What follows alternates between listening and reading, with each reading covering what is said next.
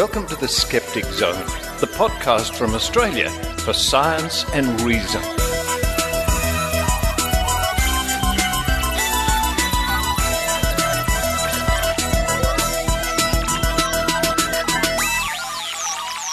Yes, it's the Skeptic Zone podcast, episode number 490 for the 11th of March 2018. Richard Saunders here with you from a wonderfully warm, not too muggy, sunny Sydney, Australia. Episode 490. That's, the 500 is now in sight. Episode 500 in only 10 weeks. I have no idea, folks. No idea at all what I'll do for episode 500, but I'll have a chat to the other reporters. And coming up on this week's show, an old friend of mine, Dr Steve Novella from the Skeptic's Guide to the Universe. He's going to be telling us about the new book called The Skeptic's Guide to the Universe, How to Know What's Really Real in a World Increasingly Full of Fake. Always good to catch up with Steve Novella and the Skeptical Rogues whenever I can, which isn't often, of course, because we live... It's hard to imagine somebody living further away than the Skeptical Rogues to Sydney, Australia, all the way over there in mostly in Connecticut, I think. Anyway, Steve will also be telling us about the side project some of the rogues do called Alpha Quadrant 6, which maybe isn't entirely skeptical, but it's about reviewing science fiction. Following that, it's round two of the Skeptical Trivia Night we had a couple of weeks ago at Sydney Skeptics in the pub as part of Maynard's Spooky Action. And round two this week will be read out to you by Lara Benham. And bear in mind, this is the edited version, so the questions come very quickly. Nevertheless, you can play along, and then Lara will read out the answers. Then to round off the show, I chat to Dr. Gleb Tsipursky, who is a professor at Ohio State University. He's going to be telling us about the Truth Pledge and his campaign for truth, and about his new book, The Truth Seeker's Handbook, a science-based guide. Is the truth out there? Is the truth in here? I've got a couple of cats behind me. Maybe they know the truth. I think they do. That interview coming up to round off the show. Now, just last night, Maynard came over for dinner. That's always an occasion. And before Maynard came over, we took him to get some food at this local supermarket, and we went into the room of cheese. In our local supermarket, they have a special room, very cold, just for cheese. Maynard in a cheese room. So, I'm going to run downstairs, have some cheese on toast or crackers, come straight back up and enjoy with you the rest of the Skeptic Zone.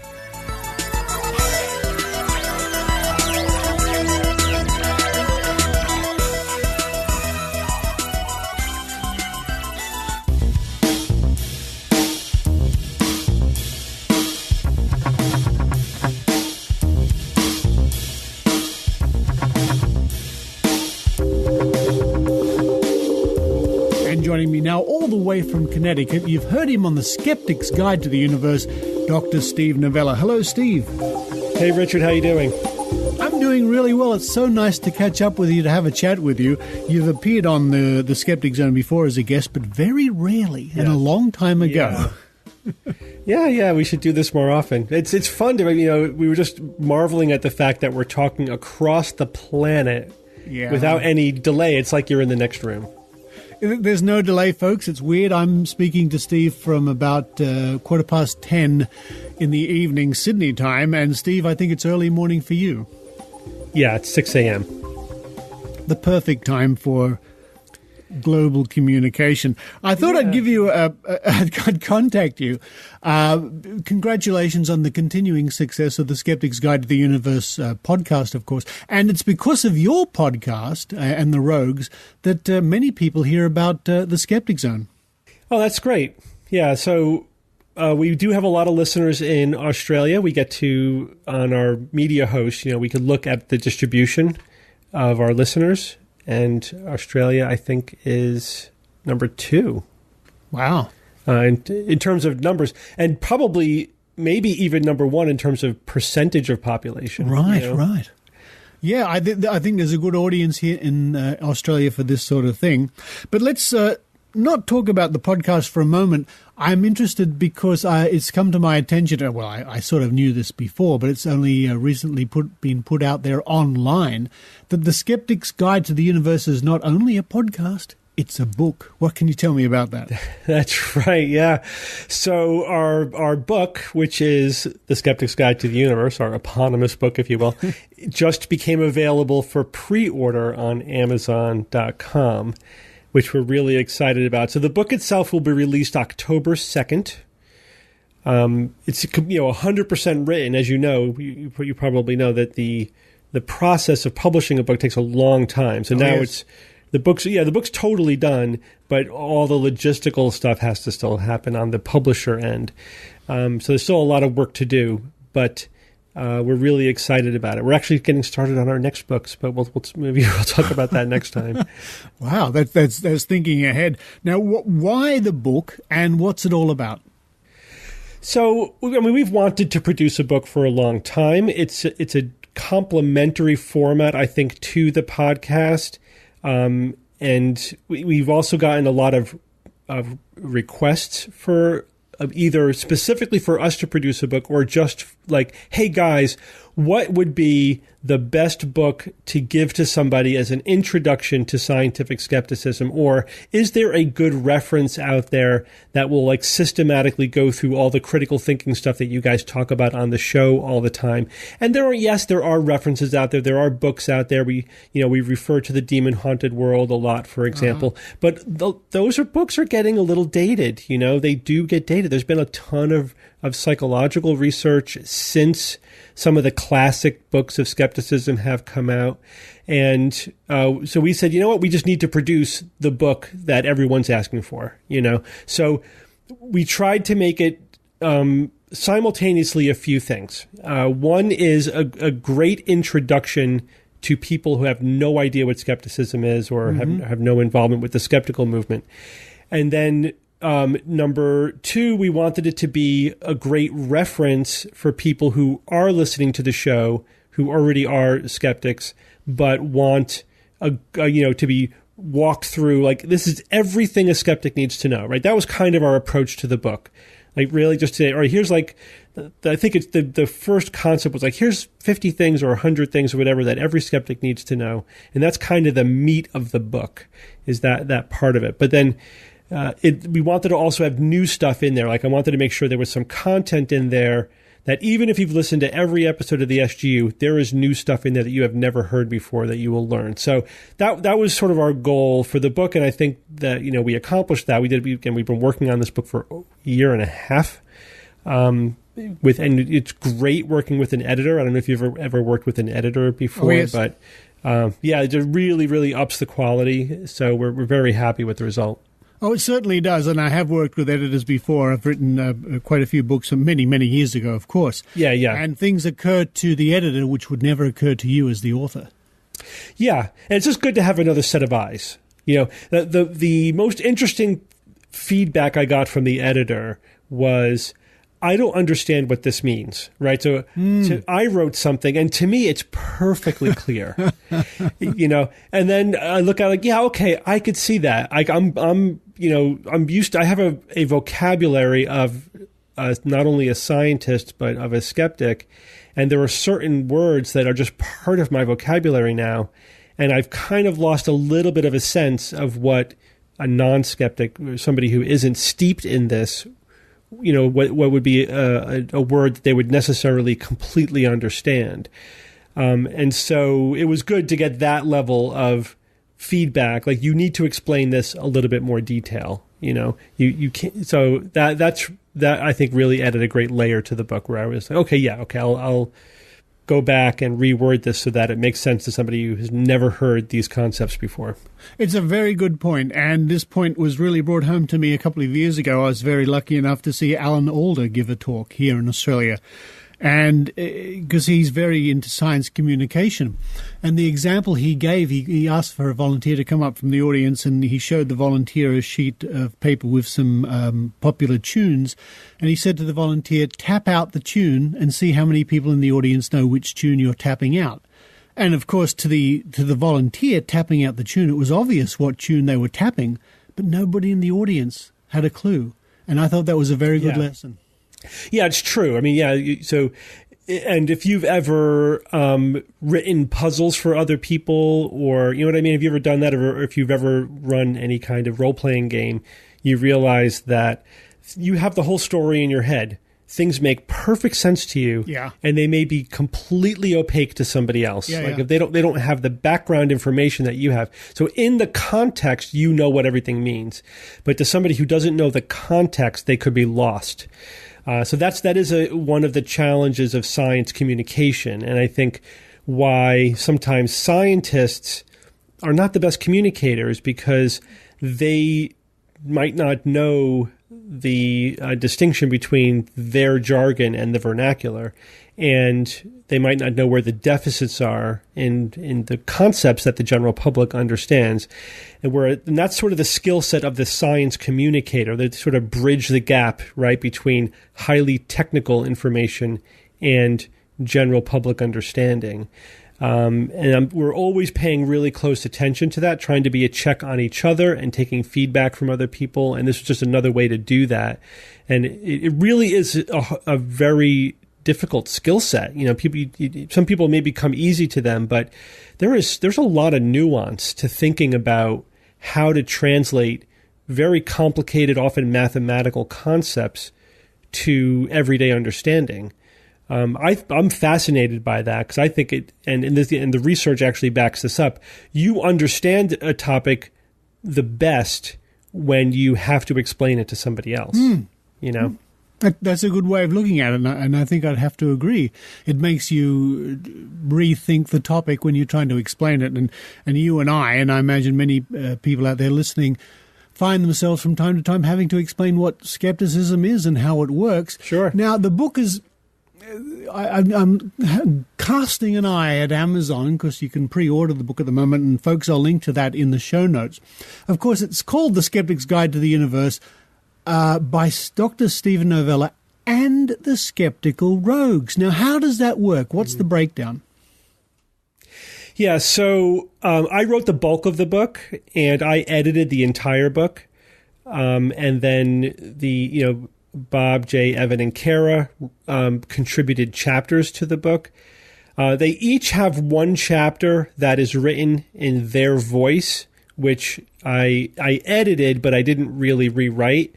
So it is written in their voice, and there's one section of the book that's called Adventures in Skepticism, where we each tell our own adventure, like an example of some journey that we went on where we had to confront either some pseudoscience in our own beliefs or in other people's beliefs or whatever, some challenge that we faced.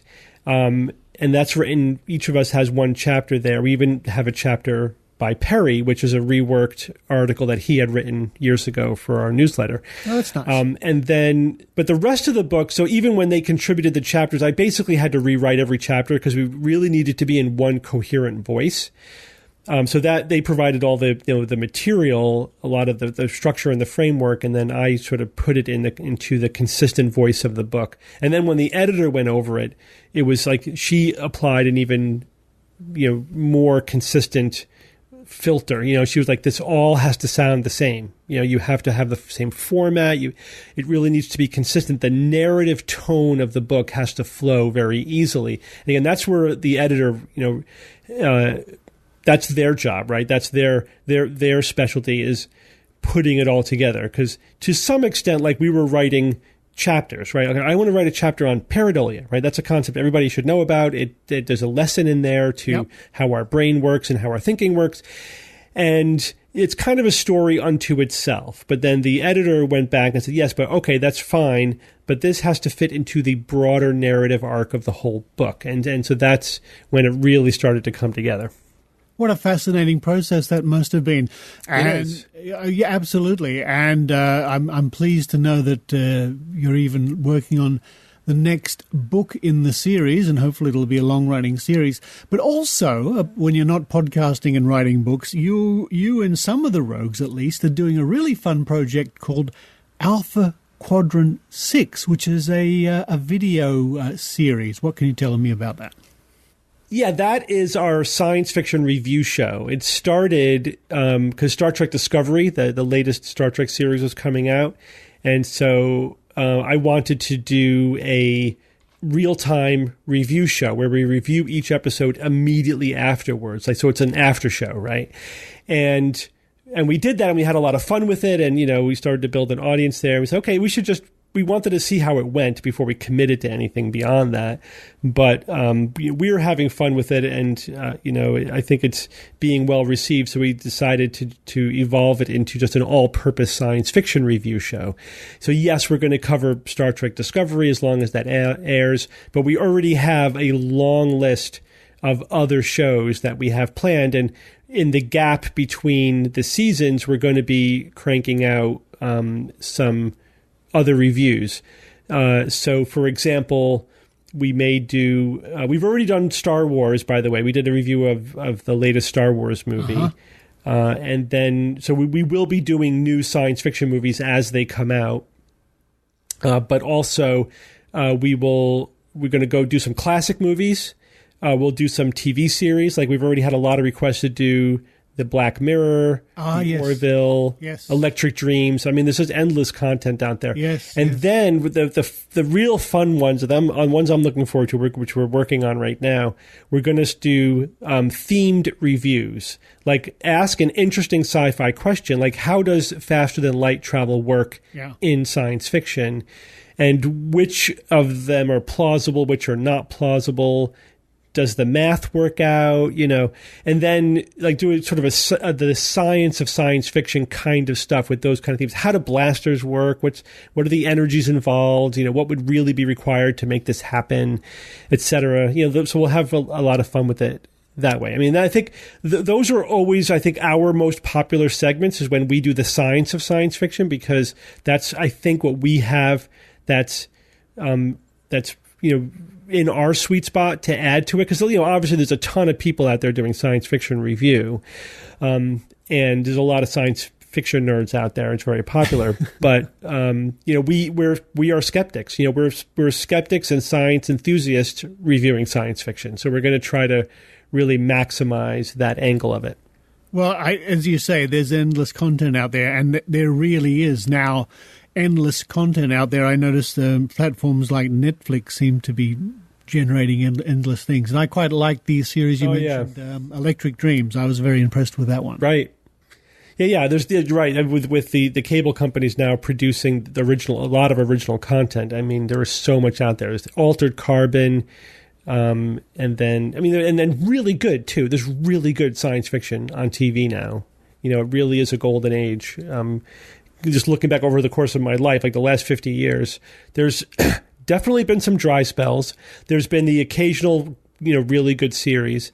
But now it's like an embarrassment of riches. There's just really so much out there. Yeah, it really is. Although I must say, at the moment, I'm getting a kick out of rewatching My Favorite Martian. So there you go. Yeah. Maybe we'll review that one. We'll have you on the show to review that one. Oh, I love it. It just brings back the most wonderful memories. Folks, the book is called The Skeptic's Guide to the Universe, no surprise there, by Dr. Steve Novella and the Skeptical Rogues. Again, we'll link to that in the show notes. You can pre-order that now, Steve, I think. Yeah, you can pre-order it now. We are encouraging our listeners to pre-order because that will help launch the book. That the pre-orders count in the first week of sales. So, and the way it's really interesting. What we discovered also about the publishing industry is interesting because the books are the book market has become a lot tighter in the last couple of decades with with social media and the internet and everything and digital content. People aren't buying as many books, so the margins are a lot thinner. So what the publishers do is they really only put their promoting resources behind books that do well in the first week or two. Wow! And so that's the whole game. So we really are hoping that people who want the book are going to pre-order it so that we get a big pulse of sales, and that will help launch the book. And hopefully, not just this book, but a whole series of books.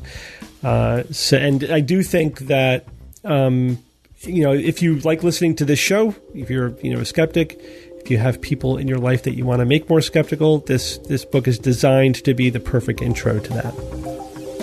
It sounds just the ticket, Steve. I'll be certainly pre-ordering my copy too. Thanks. Once again, folks, I'll link to that on the show notes. And Dr. Steve Novella, all the way there on the other side of the planet where you're just starting your day's work, thank you very much. Thank you, Richard.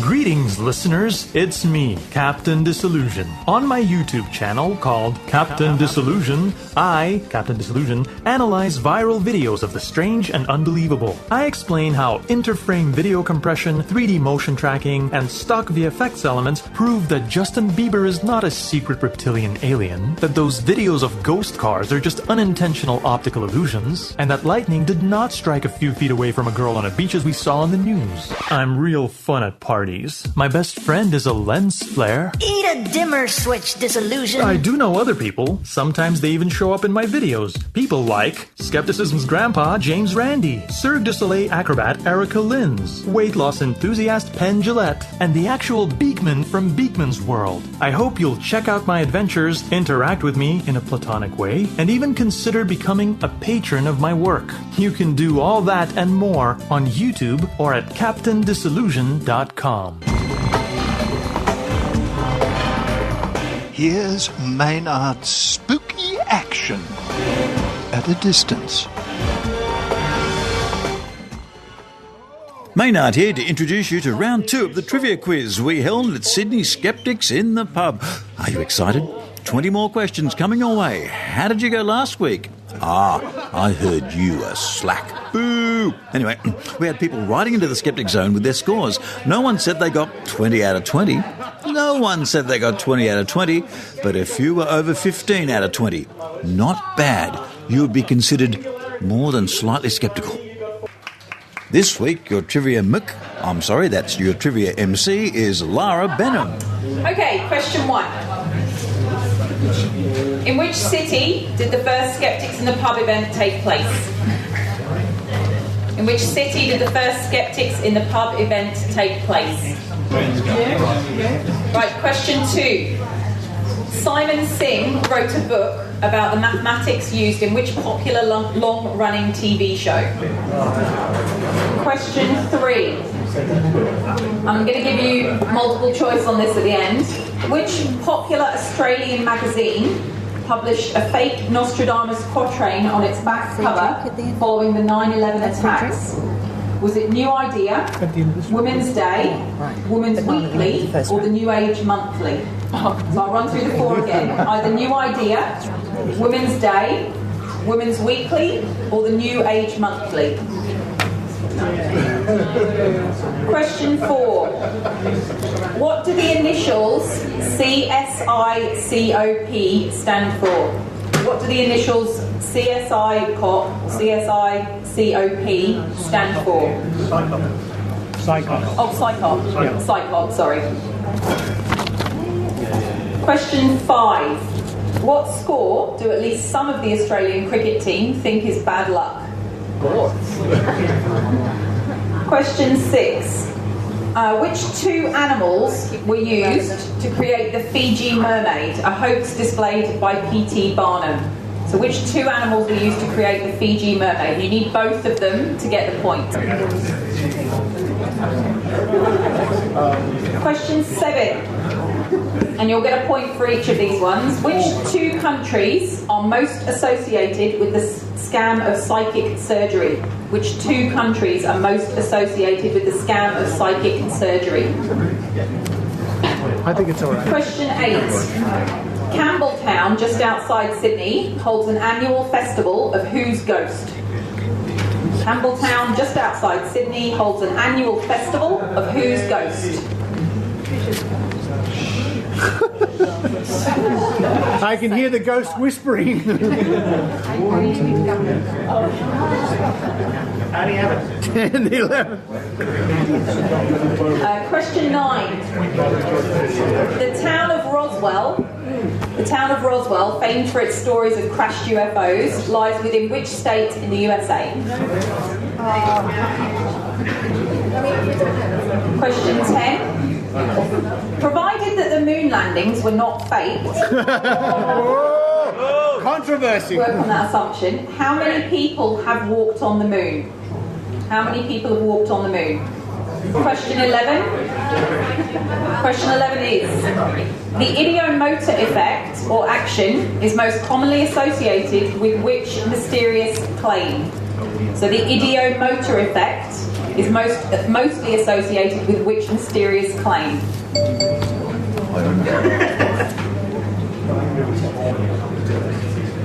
Question 12. Who is credited with creating homeopathy? Who is credited with creating homeopathy? Some drip. Question 13. The late Australian skeptic Barry Williams was in which branch of the Australian military? The late Australian skeptic Barry Williams was in which branch of the Australian military? Question 14. Another question about James Randi.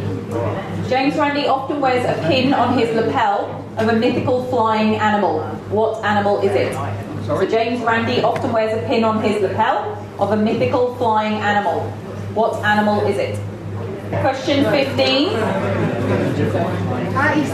So question 15. What is the name of the lunar base, the landing site of Apollo 11 in 1969? So what is the name of the lunar base, the landing site of Apollo 11 in 69? Question 16. What is the name of the 2013 film based around an Ed and Lorraine Warren investigation? So what is the name of the 2013 film based around an Ed and Lorraine Warren investigation? Question 17. According to Western astrology, which are the 3 Earth zodiac signs? And you'll get a point for each, but you can only write down 3. So Western astrology, which are the 3 Earth zodiac signs?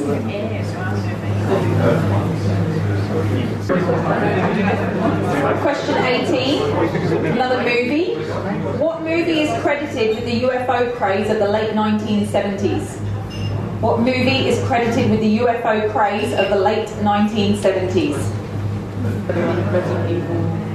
Question 19. I apologise for this. Triskaidekaphobia is the fear of what? Triskaidekaphobia. And question 20, so the final question for round 2. What is the name of the mysterious lights that are sometimes reported in the Australian outback? The name of the mysterious lights reported in the Australian outback. Stars. Mysterious lights. That was round 2. How did you think you went? The papers at the pub are being passed around now. Mumble, mumble, mumble. Neckbeard, neckbeard, neckbeard. They're being passed around now for the marking. And here are the answers. Right, marking. I'll try and get through this quickly. So the city of the first skeptics in a pub was London. Yeah! Woohoo! The Simon Singh book was based on The Simpsons. Question 3, the fake Nostradamus quatrain that it published, the magazine was called New Idea. No idea. New idea, no idea. Question 4, the PSYCOP initials is the Committee for the Scientific Investigation of Claims of the Paranormal. I'll just say it one more time. The Committee for the Scientific Investigation of Claims of the Paranormal. Question 5, the Australian cricket team, bad luck, is 87. Just 13 short of 100. Oh, you were right. That makes as much sense as cricket. Yep. Question 6, so to get the point for question 6, you need to have both the animals. This is the Fiji mermaid. It was a monkey and a fish. Yeah, go for it. Why not? It's close enough. Question 7, the 2 countries associated with psychic surgery, and you get a point for each one of these. The Philippines is one, and Brazil is the other one.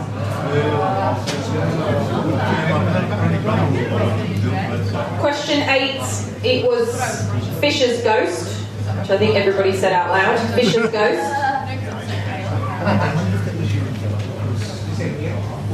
Question 9, Roswell is in New Mexico.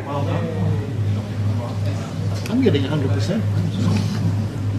Question 10, 12 people have walked on the moon. 12.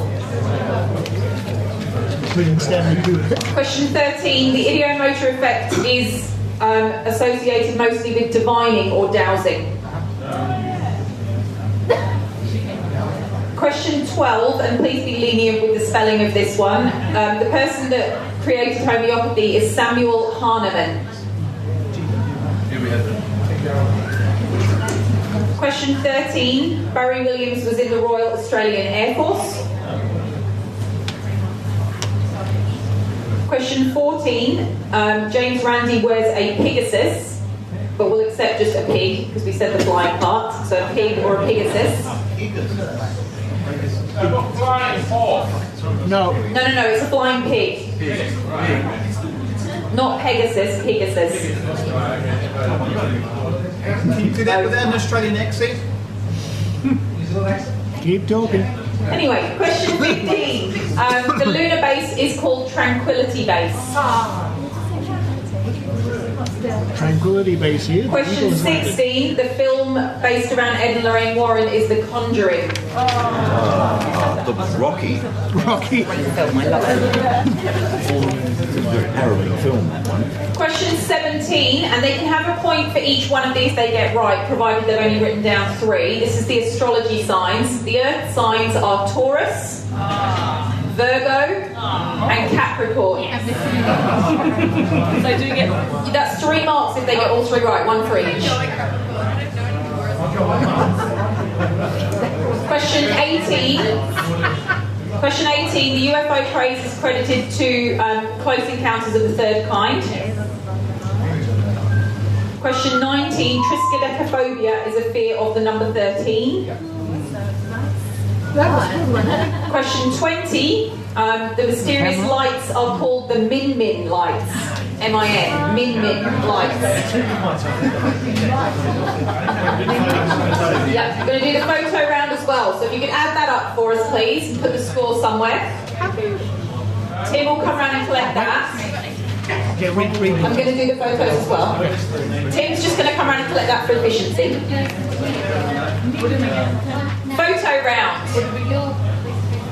Number 1 is Uri Geller. Number 2, did anybody guess this? Does anybody think they know number 2? Maynard. It is Maynard. Maynard! I was 4-year-old, I was drunk, I didn't know what I was doing. Number 3 is Richard Wiseman. The world's biggest paintbrush, but I was 4, so... 3, Richard Wiseman. Number 4 is Sylvia Brown. Number 5 is Cara Santa Maria. Number 6 is Barry Williams. 7 is John Edward. 8 is Eugenie Scott. That was our other choice. And 9 is Susan Gerbic. That was the second of 3 trivia rounds. Next week, 20 more skeptical questions read out by me. Until then, this is Maynard. Aha! Is a group from Scandinavia.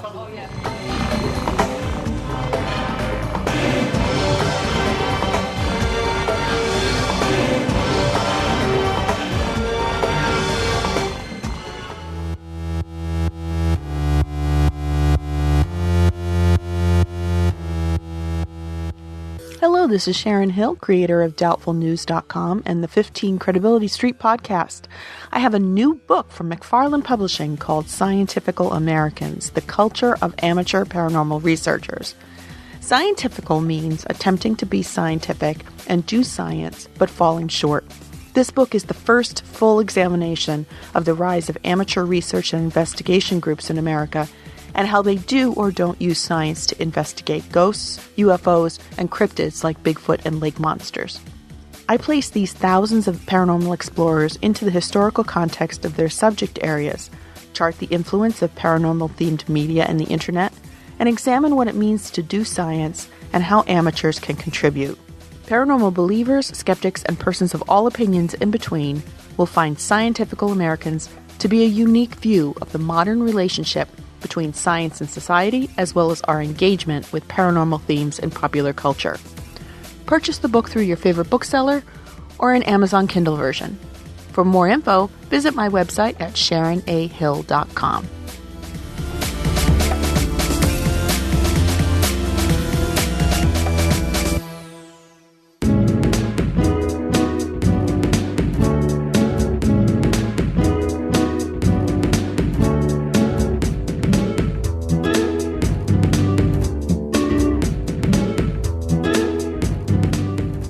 And joining me now all the way from Ohio State University, it's Professor Gleb Tsipursky. It's a pleasure to be on. Thank you so much for inviting me, Richard. Now, thank you very much. In fact, you contacted the Skeptic Zone a little while ago to let us know about a book you've written. Before we get to that book, can you tell us a little bit about your general background? Sure. So my focus as a professor and an activist is in truth-seeking, rational thinking, and wise decision-making. That means fighting misinformation and incivility that's plaguing both the United States and your corner of the world, New Zealand, Australia, and actually everywhere in democracies right now, due to the fact that our information ecosystem is broken with the rise of social media and digital media. So that's the focus of my activism and my research. And I've noticed that you've appeared on many different news and television programs, including here in Australia, where you have appeared as a commentator, mainly on political things. Has that been your focus in the past, mainly politics? No, we focused. So I run the nonprofit Intentional Insights at intentionalinsights.org. And we focused on a variety of areas of truth-seeking and rational thinking, focused more on the skeptic community earlier and figuring out how to talk to non-skeptics, how to communicate effectively. But with the rise of fake news and post-truth politics in the last couple of years, where that problem has become especially prevalent, we focused most of our attention on politics because we see that as the area in most need of truth-seeking and rational thinking, and the most danger for our society from a lack of truth-seeking and rational thinking comes from that domain.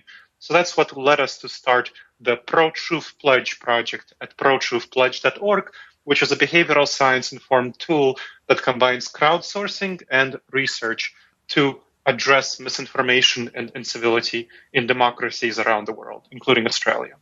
Well, I don't think you'd have any arguments with anybody about truth in politics. It seems to be a very fluid subject, or a very fluid idea in politics what the truth is.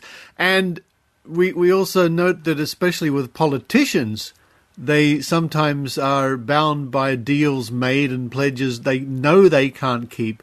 And then again, the population sort of understands that, yes, well, it's only a political promise, so maybe it's not the truth after all.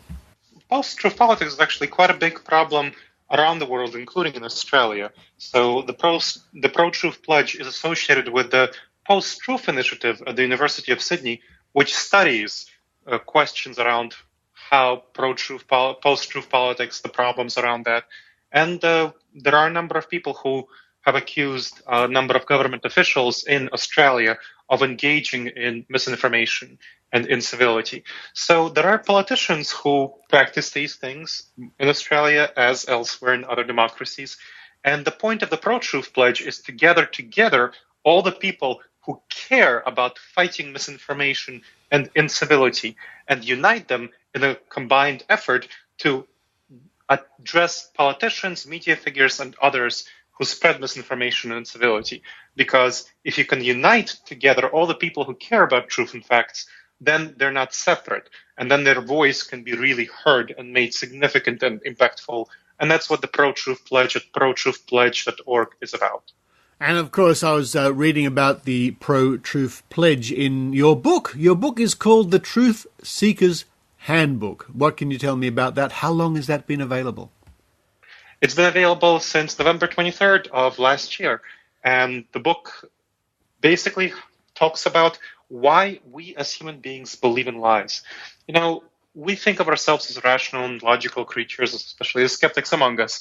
But the research shows, and this comes from behavioral science, in which I'm an expert, that we tend to be driven strongly by emotions. And that results in us believing in falsehoods. And this is a field of research called cognitive bias research, things like confirmation bias, things like backfire effect, and I can talk about other phenomena that cause us to believe in falsehoods. So the book helps everyone who cares about truth and facts address the kind of cognitive biases that might cause them to believe in falsehoods. And believe me, you know, I was a skeptic from when I was in high school and college. I ran a college club for free thinkers. And once I started researching cognitive biases, I saw how I was falling into them all the time before I started researching them. So it's for everyone who's a skeptic and who cares about truth, really cares about truth and facts, and also wants to guide other people around them to orient toward truth and facts. It has research-based strategies, how we as skeptics who care about truth and facts can guide others into doing so, because let's be honest, the fact that there is so much post-truth politics out there right now and fake news shows that the way we've been doing it so far is wrong. Absolutely. And I noticed there's an interesting series of chapters in your book sort of based around when you could use your gut. You know, what does your gut tell you? We hear this all the time, especially from people in our area of interest, which is the paranormal believers, who as far as they're concerned, they've already found the truth. They know the truth. And we as skeptics are obviously misguided fools. You must know what I'm talking about when I talk about that sort of thing. Of course, yes. There's these sorts of conversations all the time. And paranormal is an area, genetically modified organisms, GMOs is an area, climate skepticism is an area, various sorts of conspiracy theories. And what I find is really important, what I talk about in the book, is to describe, and what the research finds, is to figure out the emotions that drive people to believe in falsehoods. Because if they believe in falsehoods, things that aren't real, there are some certain emotions that they're satisfying. There are certain emotional needs that are being satisfied by belief in falsehoods. And what you need to do is figure out the emotions, talk about this in the book, how to do so, that cause them to believe in falsehoods, and then show them how they can satisfy these same emotional needs through facts and reality. And that's kind of a subtle thing that we as skeptics really don't practice. We practice just bombarding them over the head with information, logic, and arguments, and that just doesn't work. It causes backfire. They either stick to their positions, and you end up not having a real conversation. So the book talks about strategic ways of communicating effectively to people who believe falsehoods in order to bring them toward the facts. That's interesting, and I wonder what would happen if they themselves, people who maybe believed in something that we would consider to be a delusion, they would read that. Maybe they would try to use those arguments against skeptics. Who knows? But there's an interesting point that you make in the book, and you quote from a movie, which is a good movie called A Few Good Men, and the quote is, "You can't handle the truth." And I think that's a very good quote to use, because it really makes the point of your book, doesn't it?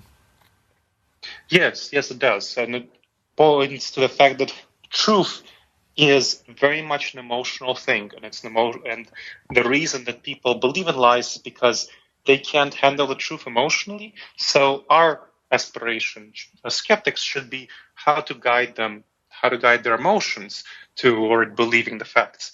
And the things that you mentioned earlier, kind of people using it on us as skeptics, great. If we believe in falsehoods, let them guide us toward the facts. I mean, I would love that.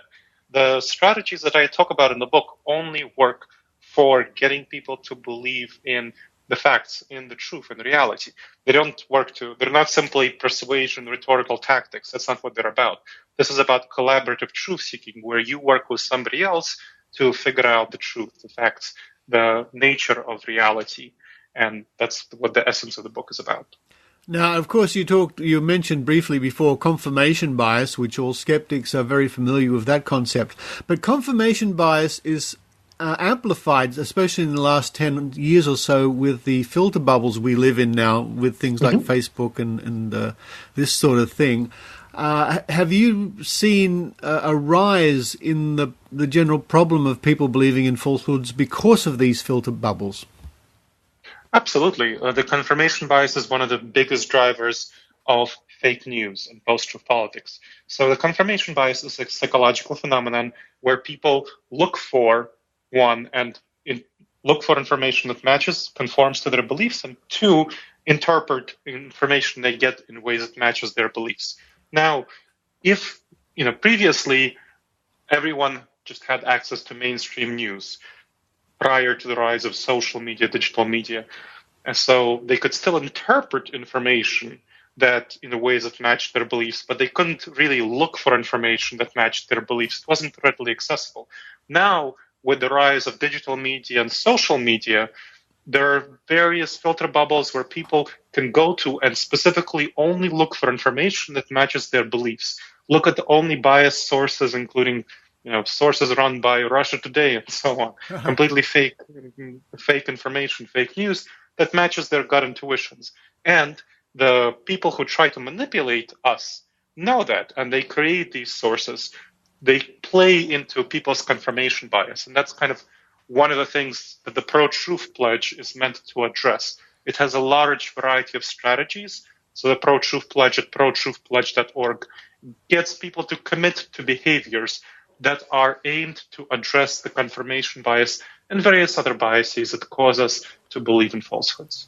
Well, yes, that's absolutely right. And reading through the book, all these points are very interesting, especially for a skeptic, especially for someone like me who, on the face of it, I'm trying to change people's minds or put the truth out there, the truth as far as I can understand it.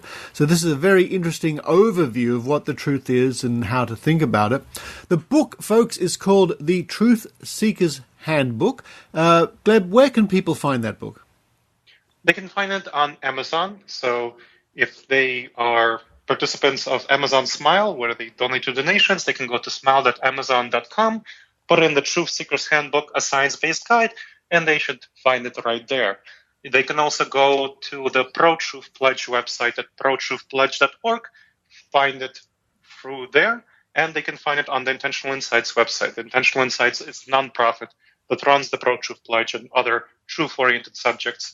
Intentional Insights is at intentionalinsights.org.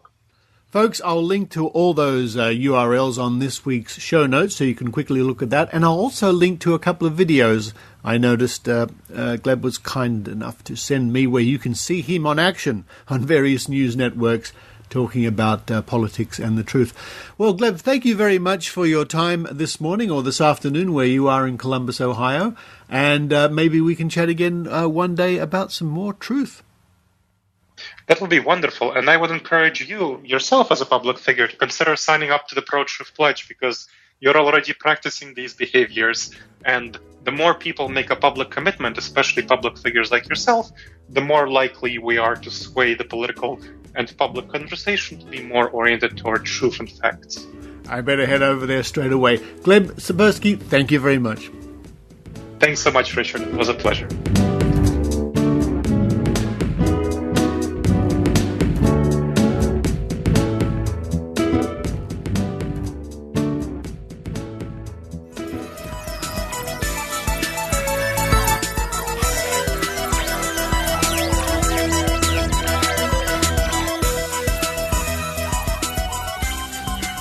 Thank you for listening to the Skeptic Zone. Now, I don't know if you can hear it.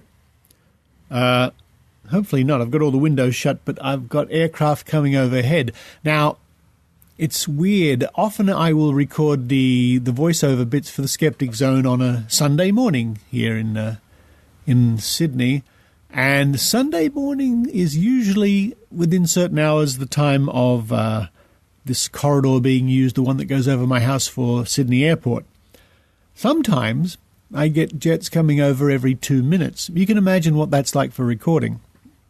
But it's a great case of something like confirmation bias or remembering the hits and forgetting the misses. In other words, while I'm preparing the show, writing something or putting the web page together or doing some edits around the same time, I don't notice any planes at all, of course. I'm occupied doing something else. But as soon as I turn the microphone on and I say, hello and welcome to Zoom, here comes the plane.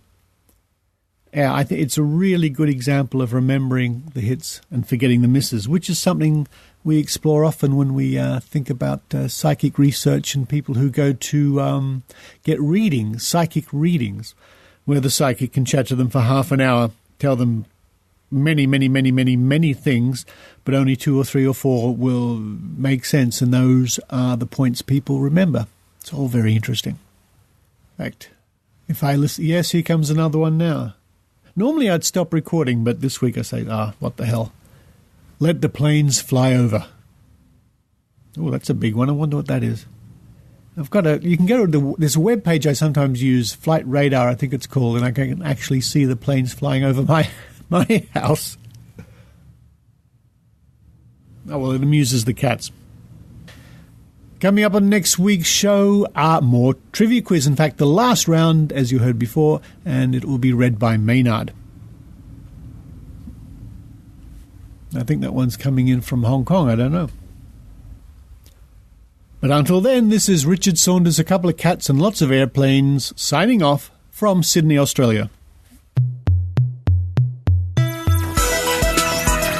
You've been listening to the Skeptic Zone podcast. Please visit our website at www.skepticzone.tv for show notes, contacts, and to access the back catalogue of episodes going back to 2008. You can follow the Skeptic Zone podcast on Twitter at Skeptic Zone, visit our Facebook page, or leave a review on iTunes. You can also support the Skeptic Zone via Patreon or PayPal. The Skeptic Zone podcast is an independent production. The views and opinions expressed on the Skeptic Zone are not necessarily those of Australian Skeptics or any other skeptical organisation.